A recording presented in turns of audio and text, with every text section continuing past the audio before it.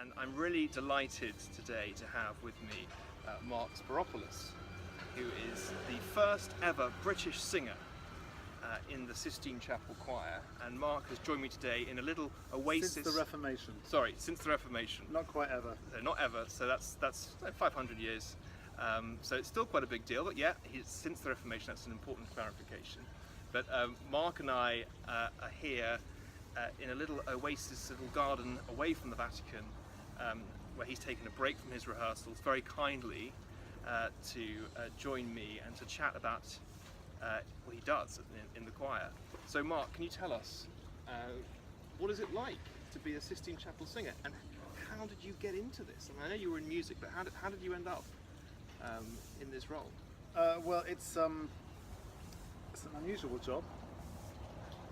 It's an extraordinary place. It's the most amazing aesthetic. Obviously, when you walk around the Vatican, when you see the Sistine Chapel, when you see the corridors of Raphael, it's quite overwhelming, especially when you start.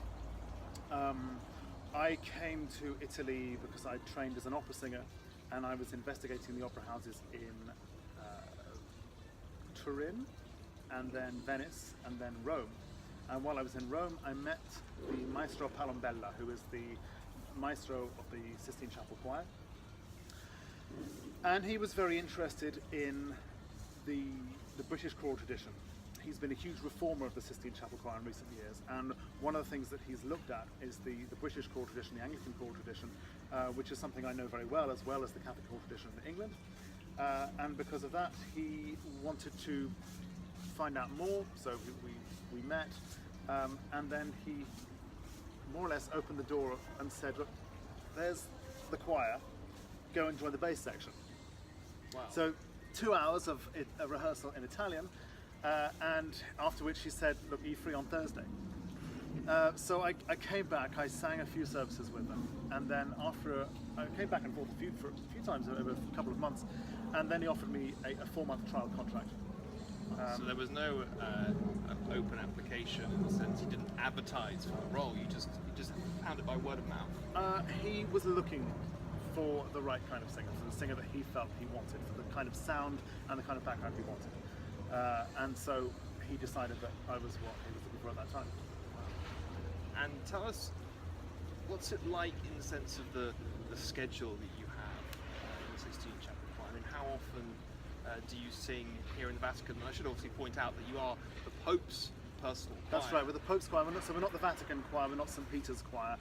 Although we're called the Sistine Chapel Choir, because we're associated with the chapel, actually the proper name of the choir is the Cappella Musicale Pontificia. That is to say, the Pope's choir. And that's because there's been a group of singers around the Pope since about the 3rd century, since the very earliest days of the Pope. And that choir has gradually morphed into the papal choir. And only in relatively recent years, when they built the Sistine Chapel, that's when we then moved into the Sistine Chapel in about the 15th century and became the Sistine Chapel Choir. But we are still the Cappella Musicale Pontificia. So you have to sing every Sunday, I presume? No, we don't sing every Sunday. We sing for the papal masses.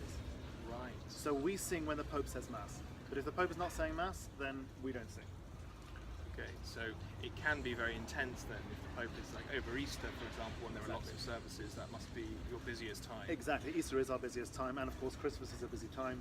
But we are there to support the Pope in the papal services. A papal Mass, as you know, in the Vatican is a big occasion. When the Pope says Mass, you need tickets. Thousands and thousands of people come to it. They're broadcast live across the world on TV and radio, and that's when we sing. That's when we have to be at our absolute best.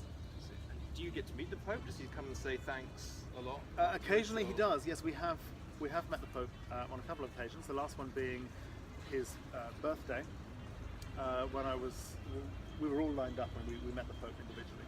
And on those occasions, I've met the Pope a couple of times.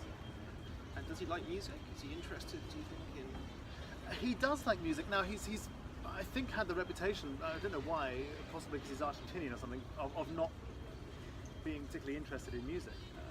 Pope Benedict, of course, Bavarian, had this great love of particularly Mozart and Beethoven, I understand. But Pope Francis knows music extremely well. The maestro was telling me that when he was playing the organ at a service, I don't know when, the Pope came up to him afterwards and said, that was the Bach Toccata and Fugue in G minor, wasn't it? Is it right? Yes, Holy Father, exactly. BWV 436, I believe. I mean, Wow. He knew the numbers. He recently asked when we did a Christmas service 2 years ago, he asked for the Et Incarnatus Est, specifically from the Mozart Mass in C minor, and then said, I don't know the dates exactly, but he said, no, I want not the 1792 version, I want the 1789 version, please. Yeah, he knows music extremely well in incredible detail. I also understand that he listens to Parsifal, which is Wagner's great opera, particularly about Easter. He listens to that nearly every day, particularly as he's writing letters. This is what I'm told. So tell me a little bit about what it's like to go into the Sistine Chapel and sing, because Sistine Chapel is one of the world's most iconic places. Yeah. There are queues every day, swirling around Vatican walls to get in there. What's it like to sing in there? It must be kind of overwhelming at times. Well, when I first went into the Sistine Chapel to sing there, it really was overwhelming. It was actually very emotional because we were singing this extraordinary music, and this music was written specifically for the Sistine Chapel at a time virtually contemporary with Michelangelo's frescoes. So while the paint was still wet, this music was being first performed. That's what you're looking at. You look at the culmination of the Renaissance in music and art in the same place and the same time. Palestrina and Michelangelo, same place. Amazing. It is incredible. And now obviously we have a job to do. So there was a moment that made me smile the other day when we were in rehearsal in the Sistine Chapel. And the maestro shouted at the boys and said, for God's sake, would you pay attention and stop looking at the art? We've got a job to do, exactly. Looking around at these amazing frescoes, well, who could blame them? But as I say, we have a job to do, so we have to work in there. The music was written specifically for that acoustic, and that makes it very special, and that also informs how we sing. So we do a lot of that kind of work. Only last night, we were in there recording with Cecilia Bartoli, the last track that will go on our CD, which is coming out on the 17th of November, by the way, which is the music of the Christmas music of the Renaissance. Wow. So, if someone is travelling to Rome, visiting Rome, how would they get to hear the Sistine Chapel sing? What would they have to do to come and listen to this choir? Well, the times when we really sing for the public are in concerts. We do concerts around Rome and often around Italy, and we go a lot on tour. But typically it's for the papal masses. That's when you'll really hear the Sistine Choir do what essentially is its bread and butter.